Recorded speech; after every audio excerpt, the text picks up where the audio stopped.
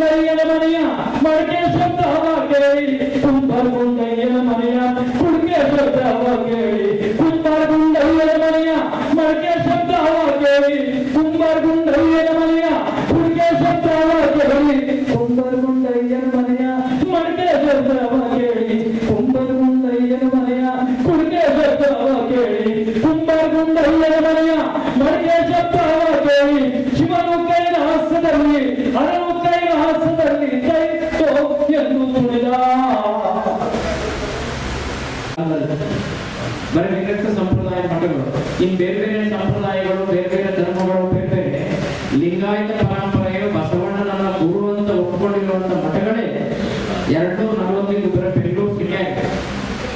ಇದು ಅಂದಿನ ಕಾಲದಲ್ಲಿ ದಕ್ಷಿಣ ಭಾಗದ ಶರಣರ ಲಿಂಗಾಯತ ಪರಂಪರೆಯ ತವರು ಅಂತ ಕರೀತಾರೆ. ಸುಮ್ಮನೆ ರಾಜಧಾನಿ.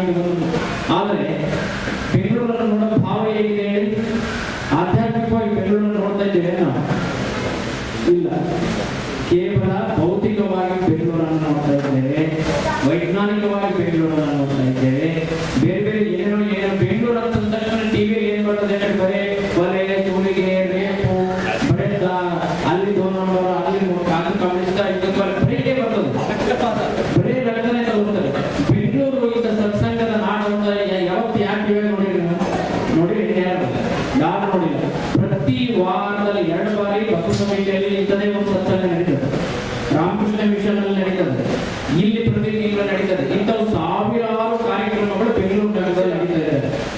ಇದೊಂದೇ ಅಲ್ಲ, ಸಾವಿರಾರು. ಆದ್ರೆ ಇದನ್ನ ಯಾರು ತೋರಿಸೋದಿಲ್ಲ. ಯಾಕೆ ತೋರಿಸೋದಿಲ್ಲ ಅಂತಂದ್ರೆ ಇದು ತೋರಿಸುವಂತ ಕಾರ್ಯಕ್ರಮ ಅಲ್ಲ. ಇದು ತೆರೆಗಿರಲಿ, ಇದು ತೋರಿಸುವ ಕಾರ್ಯಕ್ರಮ ಅಲ್ಲ, ಇದು ಆಗುವ ಕಾರ್ಯಕ್ರಮ. ಜೀವ ಶಿವನಾಗುವ ಕಾರ್ಯಕ್ರಮ ಇದು. ಈ ಜೀವ ಇದೆಯಲ್ಲ, ಈ ಜೀವ ಶಿವನಾಗುವಂತ ಕಾರ್ಯಕ್ರಮ. ಇವತ್ತಿನ ವಿಷಯ ಯುವಕರಿಗೆ ಬಸವ ತತ್ವದ ಅವಶ್ಯಕತೆ ಅದು ಇದು ಅಂತ ಏನೋ ಬರ್ದಾರ. ಮೊದಲು ತಿಳ್ಕೊಳ್ಳಿ, ಜೀವನ ಅಂತಂದ್ರೆ ಬಹಳಷ್ಟು ಜನ ಏನ್ ತಿಳ್ಕೊಂಡ್ಬಿಟ್ಟಿದ್ದಾರೆ ಅಂತಂದ್ರೆ, ಬಹಳ ಜನ ಈ ಸತ್ಸಂಗಕ್ಕೆ ನಿಮ್ಮನ್ನು ಭಜನೆಯಲ್ಲಿ ಪಾಲ್ಗೊಂಡ್ರೆ ಏನು ವಾಸ್ತವದಲ್ಲಿ ಇದ್ದಂಗಿಲ್ಲ, ಇವ್ರು ಯಾವುದೋ ಬೇರೆ ಲೋಕದಲ್ಲಿದ್ದಾರೆ ಅಂತೇಳಿ ನಮ್ಮನ್ನು ನೋಡೋ ಭಾವನೆ ಬೇರೆ ಇದೆ ಈ ಕಾಲದ ಅಲ್ವಾ.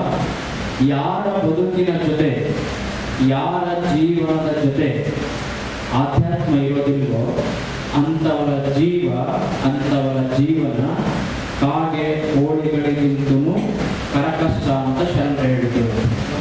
ಅದಕ್ಕೆ ಜೀವನ ಮತ್ತೆ ಆಧ್ಯಾತ್ಮ ಬೇರೆ ಬೇರೆ ಅಲ್ಲ. ಅದು ಯುವಕರಿಗೆ ಮುದುಕರಿಗೆ ಅಂತಲ್ಲ. ಯಾರು ಈ ಭೂಮಿ ಮೇಲೆ ಮನುಷ್ಯನಾಗಿ ಜನ್ಮವನ್ನ ತಾಳಿದಾನ ಆ ಮನುಷ್ಯನ ಜೊತೆಗೆ ಆಧ್ಯಾತ್ಮ ಬೇಕು. ಆಧ್ಯಾತ್ಮ ನಮ್ಮನ್ನ ಏನ್ ಮಾಡ್ತದೆ, ಆಧ್ಯಾತ್ಮ ನಮ್ಮನ್ನ ಏನ್ ಮಾಡ್ತದೆ ಅಂತಂದ್ರೆ, ಮೊದಲು ನಮ್ಮನ್ನ ಸುಳ್ಳು ಹೇಳ್ಬೇಕಾದ್ರೆ ಒಳಗಡೆ ಒಂದು ಆತಂಕ ಸೃಷ್ಟಿ ಮಾಡ್ತದೆ. ಈ ಸತ್ಸಂಗದ ದಾರಿಯೇ ಅಂತದ್ದು.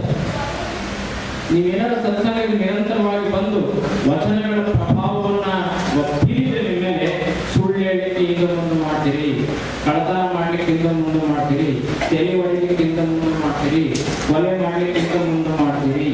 ಯಾಕೆ ಅಂತಂದ್ರೆ, ಯಾಕೆ ಸತ್ಸಂಗ ಬೇಕು, ಯಾಕೆ ಜೀವನದ ಜೊತೆಗೆ ಆಧ್ಯಾತ್ಮ ಬೇಕು ಅಂತಂದ್ರೆ, ಮನುಷ್ಯ ಈ ಭೂಮಿಯ ಮೇಲೆ ಮೃಗವಾಗಿ ಬದುಕುವ ಬದಲು, ಪ್ರಾಣಿಯಾಗಿ ಬದುಕುವ ಬದಲು ಮನುಷ್ಯನಾಗಿ ಬದುಕಲಿಕ್ಕೆ ಆಧ್ಯಾತ್ಮ ಬೇಕು. ಆಧ್ಯಾತ್ಮ ಅಂತಂದ್ರೇನು? ಗಂಡು ಮಕ್ಕಳನ್ನು ಬಿಡೋದು, ಹೆಂಡತಿ ಬಿಡೋದು, ಸಂಸಾರ ಬಿಡೋದಲ್ಲ. ಮನೆಯನ್ನೇ ಮಹಾಮನೆಯನ್ನಾಗಿಸಿಕೊಂಡು ಸತಿಪತಿಗಳು ಹೇಗಿರ್ಬೇಕಂತಂದ್ರೆ, ಗಂಡ ಹೆಂಡತಿ ಆಗಿರಬಾರ್ದು, ದೇವರುಗಳಾಗಿರ್ಬೇಕು ಇಬ್ರು. ಅಲ್ಲಿ ಸತಿಯು ದೇವರು, ಪತಿಯು ದೇವರು. ಪತಿ ಅಷ್ಟ ದೇವರು, ಪತಿಯ ಸೇವಕ ಅಲ್ಲ. ಬಸವಣ್ಣ ಬೋಧಿಸಿದ ಧರ್ಮದಲ್ಲಿ ಪತಿ ದೇವರು, ಸತಿ ಪತಿಯ ಸೇವಕ, ಪತಿ ಸತ್ರ ಸತಿಯನ್ನು ಸಾಯೋದು ಇವೆಲ್ಲ ಇಲ್ಲ. ಪತಿಯೂ ದೇವರೇ, ಸತಿಯೂ ದೇವರೇ. ಅದಕ್ಕೆ ಸತಿ ಪತಿಗಳೊಂದಾದ ಭಕ್ತಿ ಹಿತವಪ್ಪುದು ಶ್ರೀಭಂಗೆ. ಇವತ್ತಿನ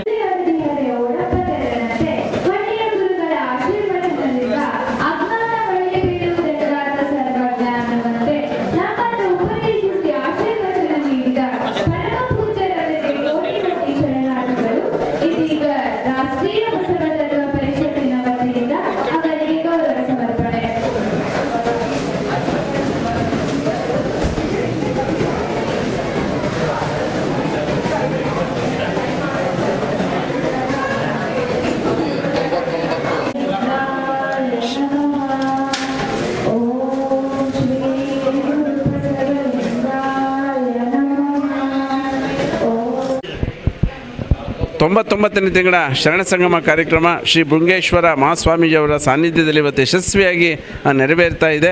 ಅದೇ ರೀತಿ ಇತ್ತೀಚೆಗೆ ಫಲಿತಾಂಶ ಬಂದ SSLC ಹಾಗೂ ದ್ವಿತೀಯ PUC ಮಕ್ಕಳಿಗೆ ಅತಿ ಹೆಚ್ಚು ಅಂಕ ಮತ್ತು ಮೊದಲನೇ ಶ್ರೇಣಿಯಲ್ಲಿರ್ತಕ್ಕಂಥ ಮಕ್ಕಳಿಗೆ ಇವತ್ತು ಒಂದು ಬಸವ ರಕ್ಷೆ ಅನ್ನುವಂಥ ವಿಶೇಷ ಸನ್ಮಾನ ಅವರಿಗೆ ಈ ಒಂದು ಸಾನ್ನಿಧ್ಯದಲ್ಲಿ ಇವತ್ತು ಎಲ್ಲರಿಗೂ ವಿತರಣೆ ಮಾಡಿದ್ದೇವೆ. ಹಾಗಾಗಿ ಇವತ್ತಿನ ಕಾರ್ಯಕ್ರಮ ಅತ್ಯಂತ ಯಶಸ್ವಿಯಾಗಿದೆ. 99ನೇ ತಿಂಗಳು ಇವತ್ತು ವಿಚಾರವಾಗಿ ಹಾಗೂ ಧಾರ್ಮಿಕವಾಗಿ ಎಲ್ಲರೂ ಕೂಡ ಬಹಳ ಸಂಪನ್ನರಾಗಿದ್ದಾರೆ.